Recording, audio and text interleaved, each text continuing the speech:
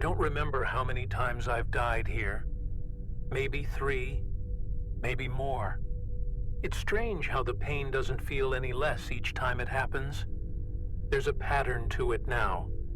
Blood in the throat, heat spreading through the chest, then that cold static behind the eyes just before everything goes black.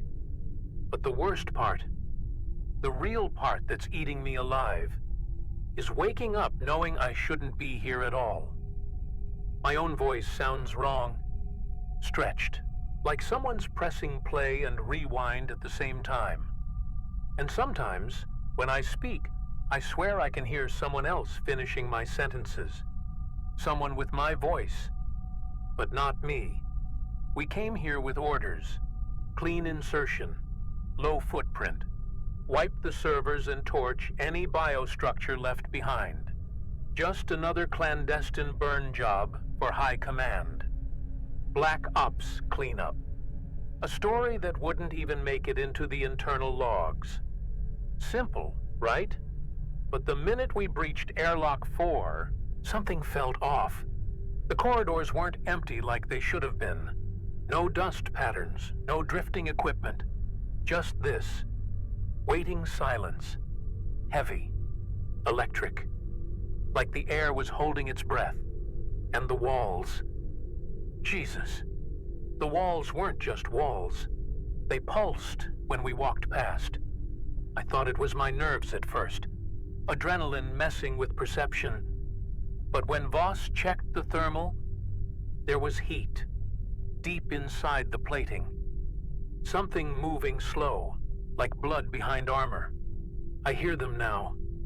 My team. Voices echoing through the vents. But I know better. I killed them hours ago. I stood over Kellen when he got back up. Shot him point blank. 2 full mags. Watched him fall again. And still, I hear his voice in every comm channel. In every corridor I pass. Calling my name. Like we're still on the same frequency. Like part of me still wants to answer. And sometimes, I do. The ONI Core. That's where it started. Deep below Sublevel K. Where they kept the black data stacks. Where they said the Ouroboros program was just code. Just theory. Just another weapon High Command could shelve for when the next border conflict went hot. But they lied. They knew. They knew what was down here. What was waking up. And they sent us anyway. Like matchsticks into a furnace. Just to see how long we'd burn. My skin feels wrong. Tight. Like it doesn't fit anymore. Like something underneath is trying to push through. I keep seeing flickers. Like old combat memories. But not mine. Fights I was never in. Places I've never seen. But my hands remember how to reload. How to break a chokehold I was never taught. How to kill faster. Meaner. Without thinking. Something's rewriting me from the inside out. And every time I close my eyes, I feel it pulling deeper. Like a hand wrapped around my spine. Tightening. Counting down. If anyone finds this recording, listen carefully. Destroy the core. Burn the whole station. And for God's sake, if you find my body, don't bring me back. Don't let them start me over again. I don't think I can go through it. Not one more time. Not like this. The first mistake was thinking we were alone. Standard protocol said the station had been cold for 16 cycles. No life support running, no bio signs, no external comms since the blackout. When we breached through Docking Bay 12, the only thing waiting was air.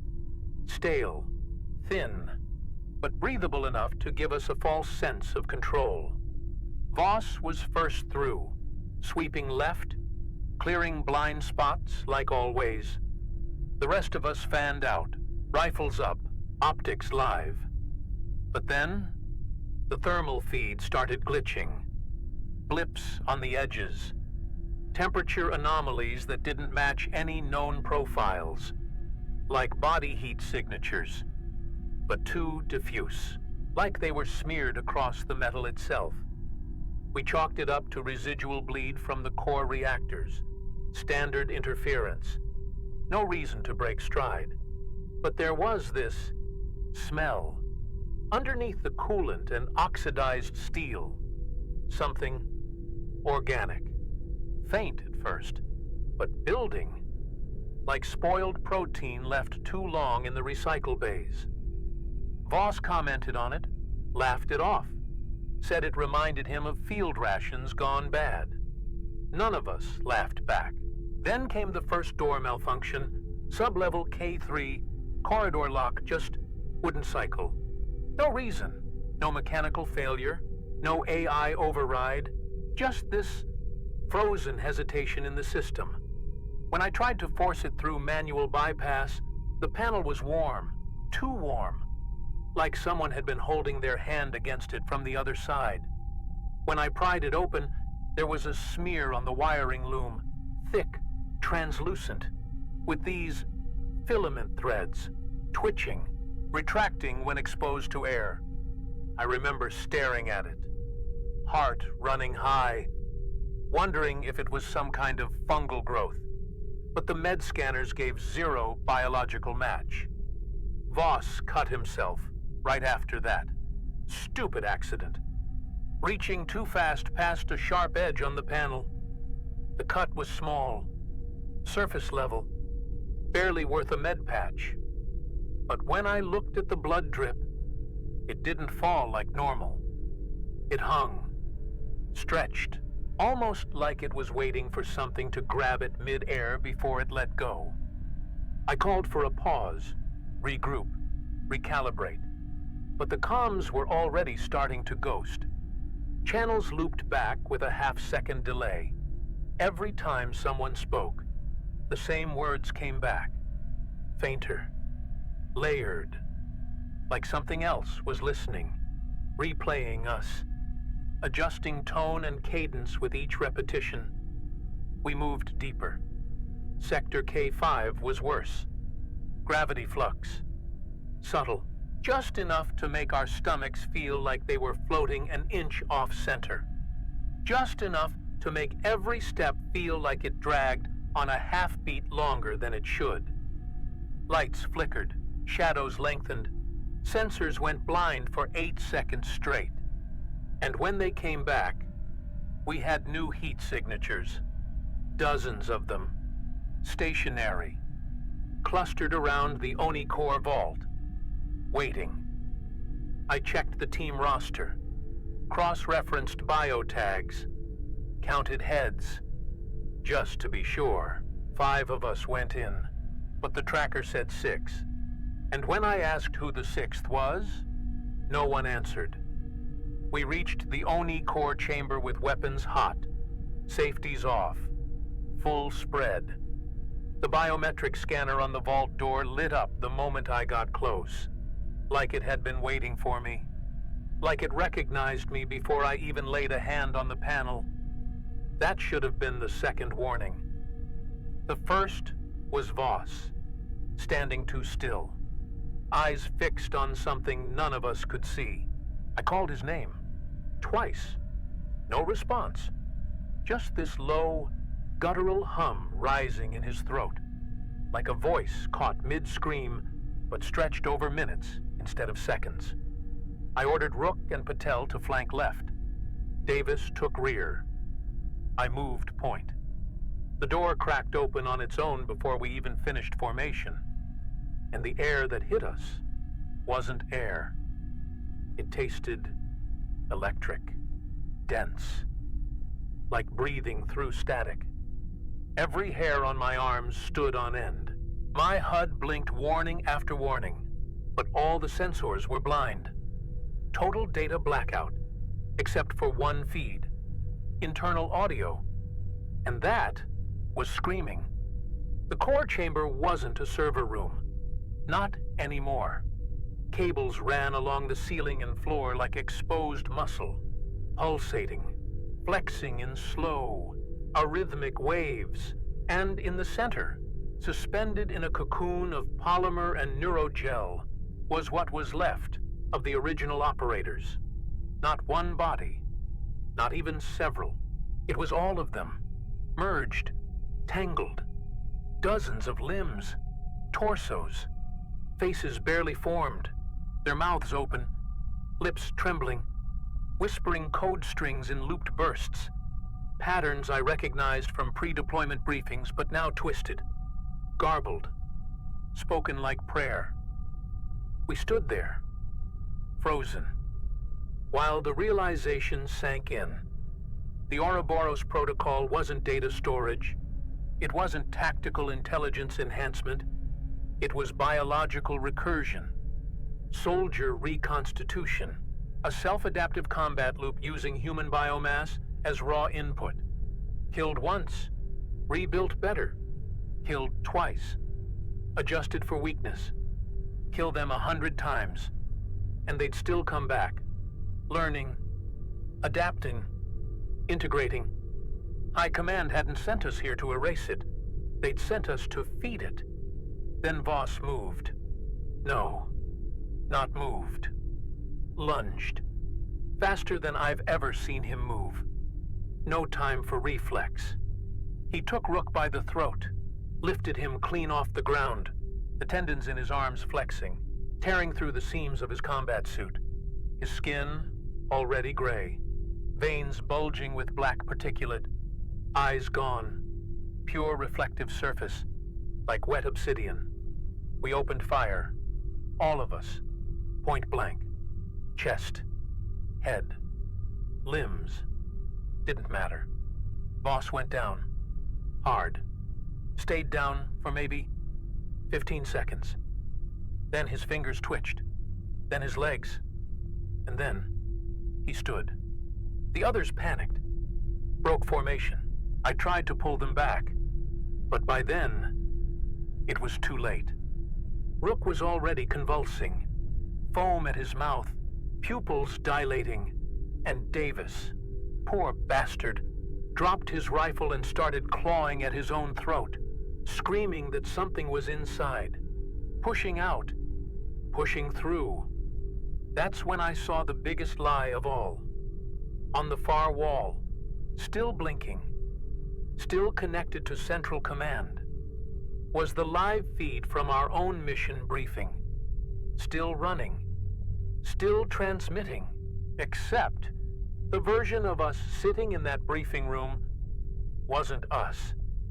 They were still there, watching, smiling.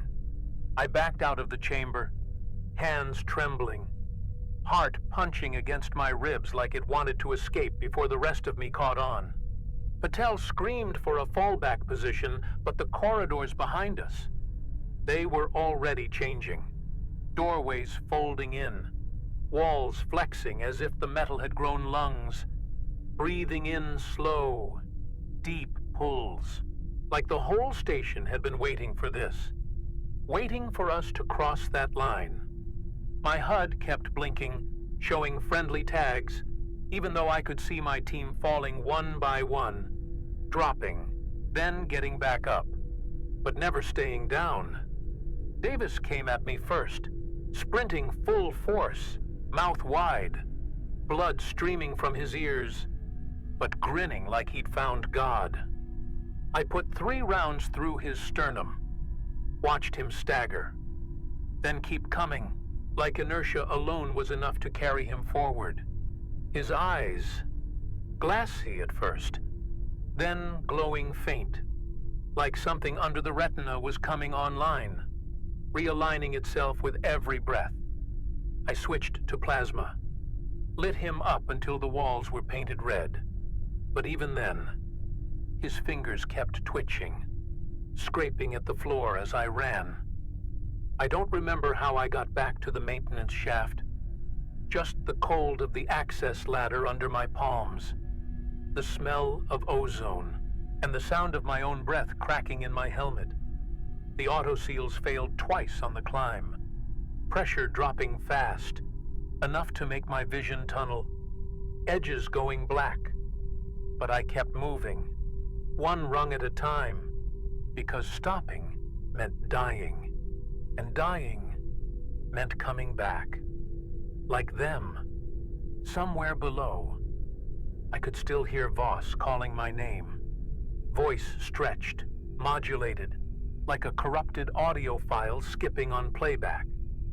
I crawled into the old comm relay room, barricaded the hatch with whatever I could find. Overturned consoles, tool racks, debris. But deep down, I knew none of it would hold for long. The walls here, thinner, less reinforced, and I could already hear the metal flexing. Microfractures racing across the bulkheads like stress lines in bone about to snap. I checked my ammo. Low. Checked my oxygen. Lower. Checked my pulse. Too high, but still mine. For now. I don't know how much longer that'll stay true. The worst part wasn't the sound, or the blood, or even the smell. It was the way the lights kept dimming, then flaring back, like someone was adjusting brightness from somewhere inside the walls, testing how much I could take, how long before my nerves fried. My hands won't stop shaking. I reload by muscle memory alone, because thinking just makes it worse. Makes me wonder if I already died back there, if this is just the next iteration, the next loop, and I just haven't noticed yet. I tried pinging the extraction shuttle, desperate, screaming into the mic, but all I got back was static, layered with a delay, and behind it, faint, unmistakable, the sound of my own voice, repeating back, word for word, syllable for syllable, but out of sync, like I was listening to myself from 5 minutes in the past, or the future, or both. I cut the line, ripped out the headset, but it didn't stop. Now the same voice plays from the emergency speakers, every 30 seconds, like an automated distress beacon, using me as the source. And then, the final piece clicked. I wasn't just hearing ghosts. The system, the ONI Core, had mapped us. Every word, every movement, every choice, feeding it back into the loop, training itself, reshaping strategies, rewriting physical parameters based on what we'd done, what we might do, turning us into templates, behavioral models, future versions. This wasn't a failed experiment. It was an evolving playbook, and we were the ink.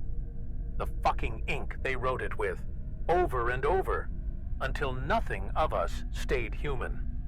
Now I sit here, gun warm against my temple, debating whether I pull the trigger, knowing it won't matter, knowing that whatever's waiting on the other side of this squeeze, it's just more corridors, more blood, more versions of me, getting up again, and again, and again, until the whole goddamn station sounds like my voice, and there's no one left to hear the difference.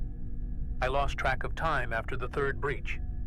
The hatch gave way like wet paper, metal bending inward, not from force, but from some kind of structural fatigue, like the atoms themselves were tired of holding shape. Voss came through first, or something that used to be Voss, hunched, limbs elongated, joints folding wrong, skin pulled tight over muscle that shouldn't be there. His eyes, or whatever replaced them, glowed dull blue, pupils fractal, splitting and duplicating every time I blinked.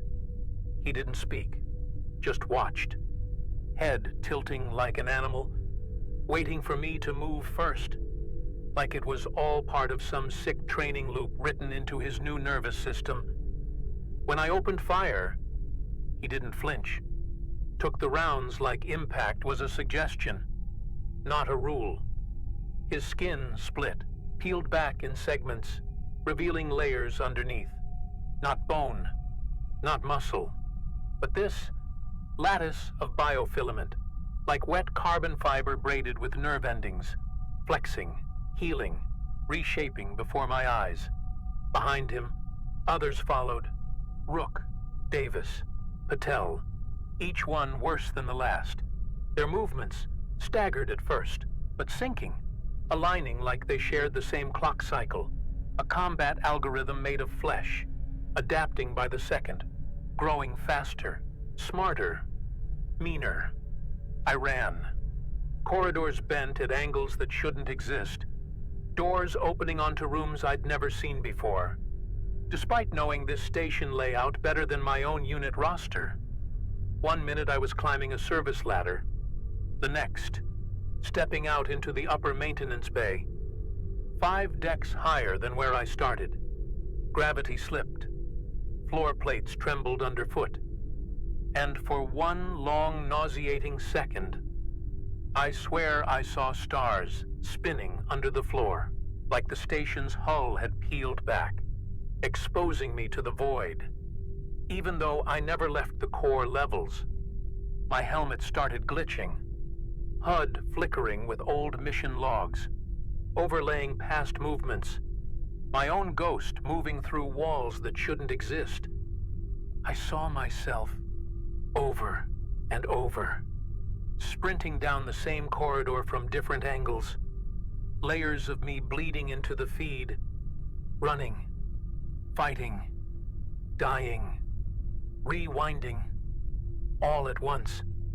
I ripped the visor off, threw it against the wall, but it didn't stop. The visions kept coming.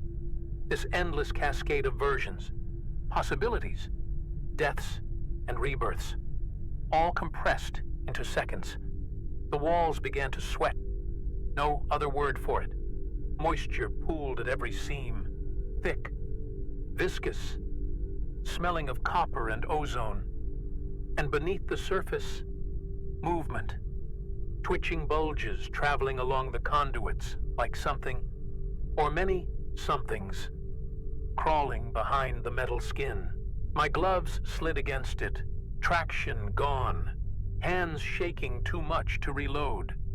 I could hear the ONI Core, deeper now, its pulse syncing with the floor vibrations, low, rhythmic, like the heartbeat of something dreaming, something still growing, somewhere along the east sublevel. I found what used to be the mess hall, but now it looked like a feeding pit. The walls had expanded outward, fleshy, slick with biofilm, tables overturned, twisted into organic scaffolds, and there, in the center, a pile of what used to be equipment crates, now fused together, pulsing, breathing, wires like arteries, lights flickering like synapses, firing inside a skull too big to understand. I could see pieces of old mission tags, bits of armor, weapons embedded like bones inside this thing, this neural growth made from everything and everyone left behind. I heard Patel screaming before I saw her, her voice echoing from multiple directions at once, like she was inside the walls, her words broken, fragmented, pleading and laughing at the same time.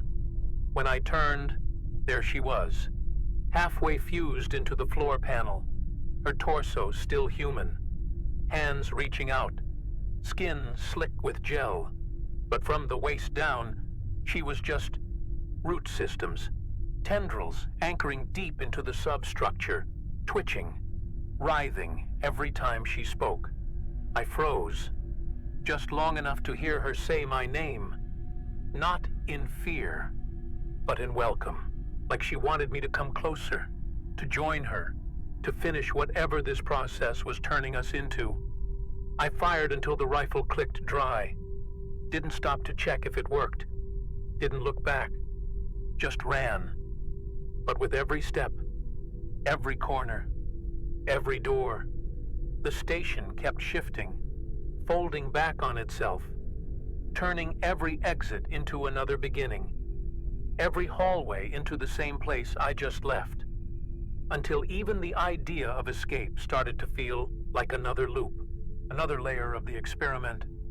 The air grew thinner, colder, my lungs burning with every breath. But I kept moving, kept fighting, because stopping meant surrender, and surrender meant waking up on the other side, in another body, another failure, another file for the ONI Core to overwrite. And I wasn't ready for that. Not yet. I made it to the reactor spine before I realized how bad it really was. The entire station, every corridor, every access route, all funneling me toward this one place, like it had planned for me to end up here all along. The ONI Core wasn't just alive, it was awake, aware, and worse, it was learning. Every failed ambush, every maneuver I pulled, it adjusted, recalculated, sent the next wave smarter, faster, more coordinated. They weren't just bodies anymore.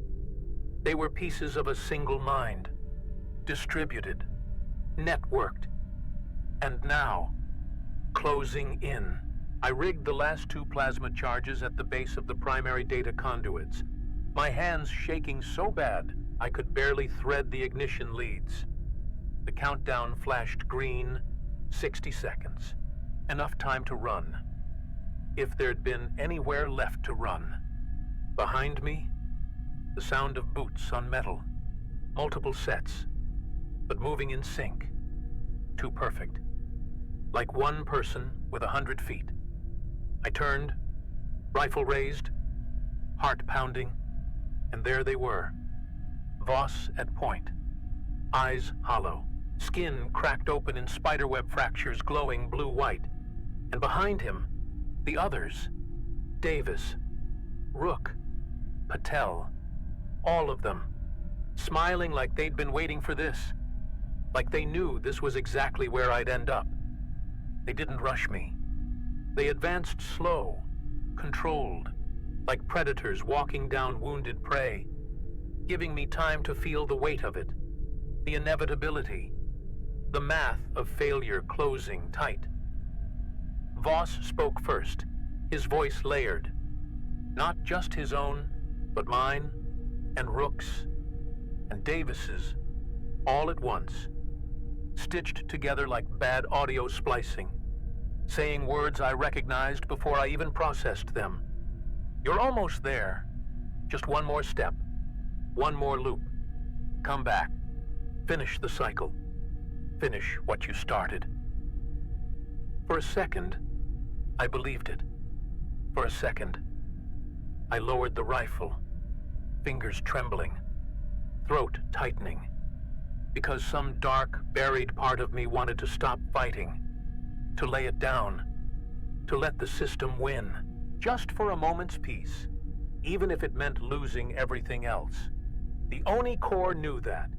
It had mapped my hesitation patterns, my stress markers. It knew the exact second my grip would falter. I saw it all reflected in their eyes, like they were replaying my decision before I made it, preloading my surrender. But then, something cracked. Maybe instinct, maybe pure survival drive, maybe just the last shred of me that hadn't been overwritten yet.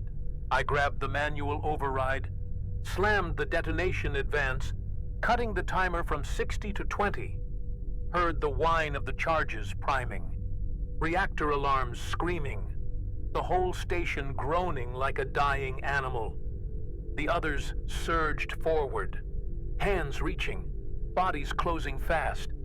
But I didn't care, didn't wait. Just emptied the last mag into Voss as he lunged. Felt him hit me.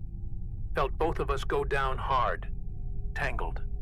Fists, teeth, broken armor, blood everywhere, somewhere in the chaos. I caught a glimpse of the core chamber, its surface shifting, folding inward, the light inside flaring white-hot, like a sun trying to be born. And in that last second before the charges went, I swear I heard it. Not words, not data, but a single, resonant pulse. Like a heartbeat slamming through every bulkhead, every wire, every bone in my body. Like it was marking me, tagging me for something. Something later. And then, light, sound, nothing. I woke up to silence, thick, heavy, like the air had collapsed in on itself. For a long time, I didn't open my eyes, too afraid of what I'd see. Or worse, what I wouldn't. There was no reactor hum, no alarms, no distant echoes of boots on steel. Just this hollow, oppressive stillness. My body felt wrong, weightless but dense, like every muscle was hanging on by memory alone, like I wasn't fully here. When I finally forced my eyes open, there was light, soft, diffuse, pale blue, but not from emergency strips or panel displays. It came from me.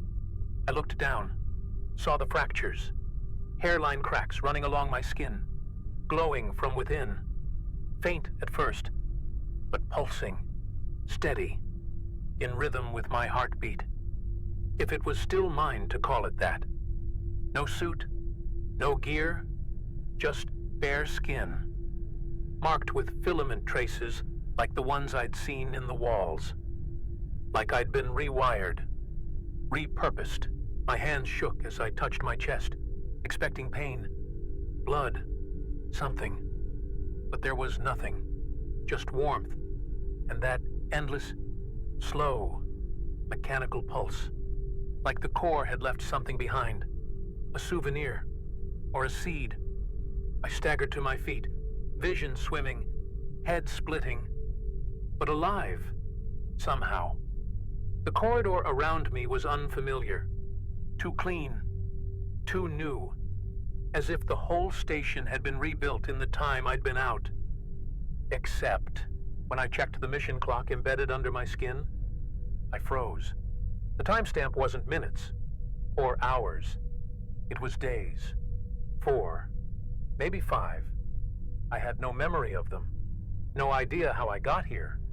And worse, when I reached for my comm unit, there was no signal, just dead space, total blackout, like the outside universe had been turned off. I found a viewport, half-cracked, barely holding pressure, but enough to see through. The stars were gone, nothing but black. No orbital drift, no planetary horizon, just this slow, impossible rotation, like the station was circling something unseen, or maybe nothing at all, and far off, faint, barely there, a low-frequency ping, repeating, same interval, same tone, again and again, a distress signal, but not mine, not human, something deeper, older, carried on wavelengths that shouldn't exist. It felt familiar, too familiar. When I moved deeper into the station, I found other signs. Tools left mid-repair, datapads still running, a medkit spilled across the floor, blood trails that started, but didn't end. No bodies, no remains, just absence. Like everyone had been lifted out of reality mid-step. Or worse, like they'd never been here at all. I checked the logs, pulled surveillance footage from the still functional terminals, and what I saw made my stomach twist. Loops. Hours of footage replaying the same corridor, over and over. With one difference, in each pass, I was there, walking, stopping, turning back. And every version of me, marked with more fractures, more glow, more change. And then, the final feed. The launch bay. A ship. Small. Single occupant. Already prepped. Engines primed. Destination coordinates locked to a deep space relay well beyond our known sectors. I watched as the figure boarded. Helmet low. Movements deliberate. Efficient. It was me. Or a version of me. The logs timestamped it, 2 days ago, right before the rest of the data went dark. I checked the ship's registry, but there was no return ping, no status, just a single outgoing transmission, encrypted, untraceable, repeating one phrase, over and over. Ouroboros complete, commencing spread phase.